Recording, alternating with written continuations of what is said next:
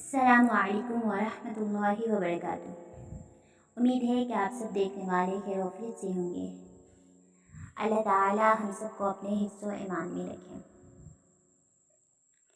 आज हम हज़रत आदम अलैहिस्सलाम के पार्ट 2 की तरफ चलते हैं, जिसमें हम हाबील और काबील का जिक्र करते हैं।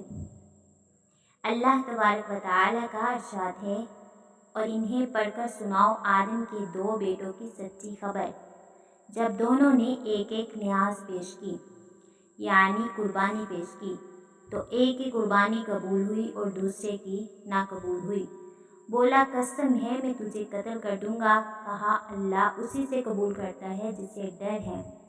बेशक अगर तू मुझे अपने हाथ से मारेगा यानी कत्ल करेगा, तो मैं अपना हाथ तुझ पर न बढ़ाऊंगा कि तुझे कत्ल करूं। मैं अल्लाह से डरता हूँ जो मालिक है सारे जहानों का।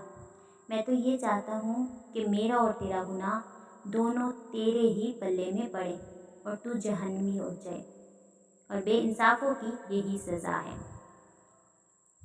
हाबील और काबील का वाक़या कुछ इस तरह है कि हज़रत आदम अलैहिस्सलाम हर हमल से पैदा होने वाले लड़के की शादी दूसरे हमल से पैदा होने वाली लड़की से करते थे। दस्तूर के मुताबिक हाबील ने काबील की बहन से शादी करने का इरादा किया। काबील जो कि उम्र में बड़ा भी था, उसकी बहन खूबसूरत भी थी। काबील का ख्याल था कि वो अपने भाई पर फोकियत रखता है।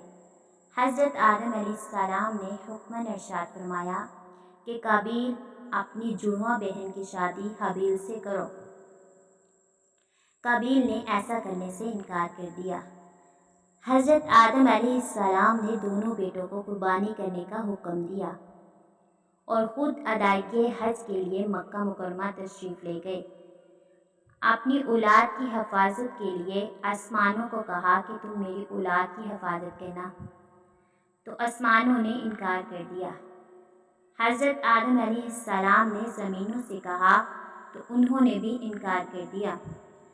हज़रत आदम अलैहिस्सलाम ने पहाड़ों से कहा, तो उन्होंने भी इनकार कर दिया। काबील ने बकिया औलाद की ज़िम्मेदारी ले ली। जब आप मक्का मुकरमा रवाना हो गए, तो दोनों बेटों ने अपनी अपनी कुर्बानी की। हाबील ने, जो कि माले मवाशी वाले थे, उन्होंने मोटा बकरी का बच्चा कुर्बानी के लिए पेश किया।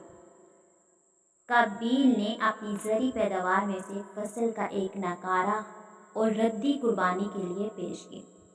जब दोनों इकसां की कुर्बानियाँ पेश कर दी गई, तो आसमान से आग उतरी, जिसने हाबील की कुर्बानी को भस्म कर दिया यानी जला दिया,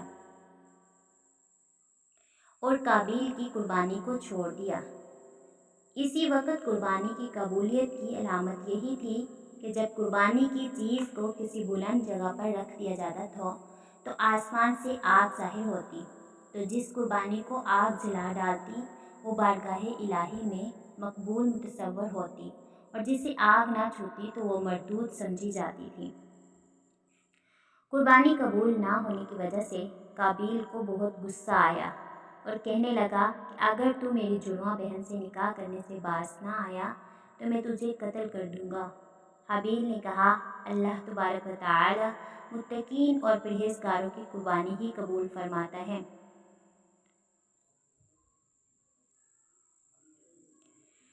अबू जाफ़र रहमहुल्लाह अलैह फरमाते हैं कि हज़रत आदम अलैहिस्सलाम को तशवीश लाहक थी कि आया उनके बेटों की कुर्बानी कबूल होती है या कि नहीं। जब काबील की कुर्बानी मरदूद और हाबील की कबूल हो चुकी, तो काबील ने अपने वालिद गिरामी से कहा कि आपने हाबील के लिए दुआ की है, इसलिए उसकी कुर्बानी कबूल हुई। आपने मेरे लिए दुआ नहीं की थी। इस वक्त काबील ने हाबील को धमकी दी कि मैं तुझे कत्ल कर दूंगा। एक रात हाबील को बकरियां चराते हुए ताख़ीर हो गई। हज़रत आदम अलैहिस्सलाम ने काबील को भेजा कि जाओ देखो कि हाबील को ताख़ीर किस लिए हुई है। काबील तलाश के लिए निकला। हाबील मिले तो उसे कहने लगा कि तेरी कुर्बानी कबूल हो गई है, मेरी किस लिए नहीं हुई। हाबील ने कहा कि अल्लाह ताला मुत्तकी लोगों की कुर्बानियाँ कबूल फरमाता है। काबील ये बात सुनकर गुस्से से आग बगोला हो गया اس کے ہاتھ میں لوہے کا ٹکڑا تھا۔ قابیل نے حابیل کو وہ لوہے کا ٹکڑا مار کر ہلاک کر دیا۔ ایک قول یہ بھی ہے کہ حابیل آرام کر رہے تھے کہ قابیل نے پتھر ان کے سر پر مار کر انہیں قتل کر دیا اور انہیں کچل ڈالا۔ ایک قول یہ بھی آتا ہے کہ حابیل کا گلا گھونٹ کر انہیں درندوں کی طرح چیر پھاڑ دیا، جس کی وجہ سے وہ فوت ہو گئے۔ اسی طرح حضرت ابن مسعود رضی اللہ تعالی عنہما روایت کرتی ہیں کہ نبی صلی اللہ علیہ وسلم نے فرمایا کہ جب بھی کوئی جان ظلماً قتل ہوتی ہے تو حضرت آدم علیہ السلام کے پہلے لڑکے پر اس خون کا حصہ ہوتا ہے، کیونکہ سب سے پہلے اسی نے قتل کے طریقے کو رائج کیا تھا۔ حابیل کی قتل گاہ دمشق کے شمالی علاقہ میں ایک کاسیون پہاڑ ہے۔ وہاں ایک زیارت گاہ ہے جسے مغارۃ الدم کہا جاتا ہے۔ یہی وہ مقام ہے جہاں قابیل نے حابیل کو قتل کیا تھا۔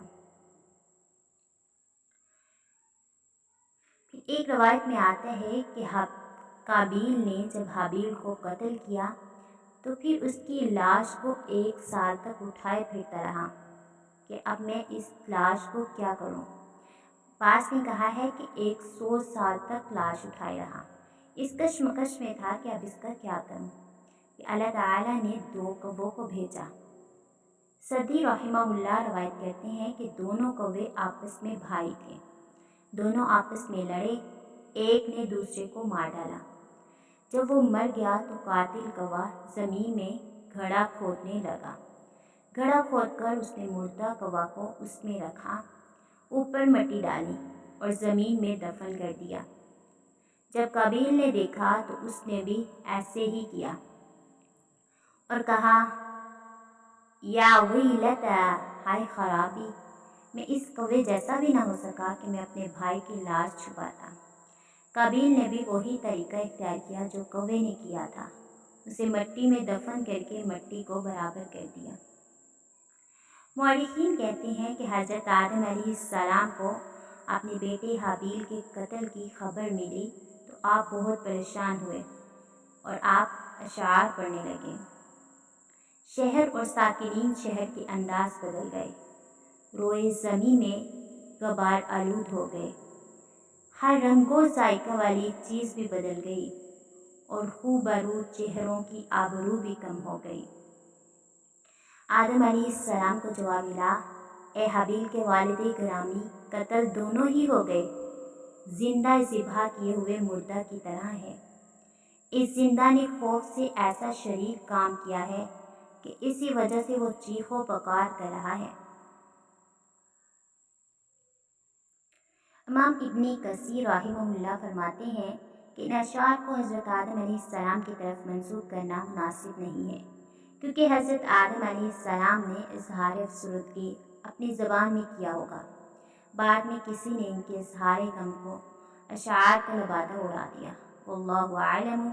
حضرت مجاہد رحمہ اللہ فرماتے ہیں کہ قابیل نے جو اپنے بھائی کو قتل کیا تھا، قابیل بہت جلد عذاب میں گرفتار ہو گیا تھا۔ جس دن اس نے اپنے بھائی کو قتل کیا اسی دن اس کی پنڈلی اس کی ران سے مل گئی تھی۔ جس طرح سورج جاتا اس کا چہرہ بھی ادھر ہی گھوم جاتا۔ یہ عذاب اسے اپنے والدین کی نافرمانی اور اپنے بھائی سے حسد کی بنا پر پہنچا۔ حضور صلی اللہ علیہ وسلم نے فرمایا کہ سرکشی اور قطع رحمی کے علاوہ کوئی گناہ ایسا نہیں ہے کہ جس کی سزا بلا تاخیر دنیا میں بھی دے دی جائے اور آخرت میں بھی گناہگار کے لیے عذاب کو جمع رکھا جائے۔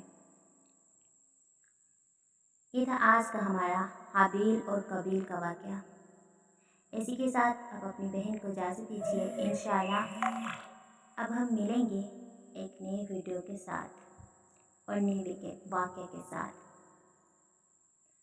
دعا میں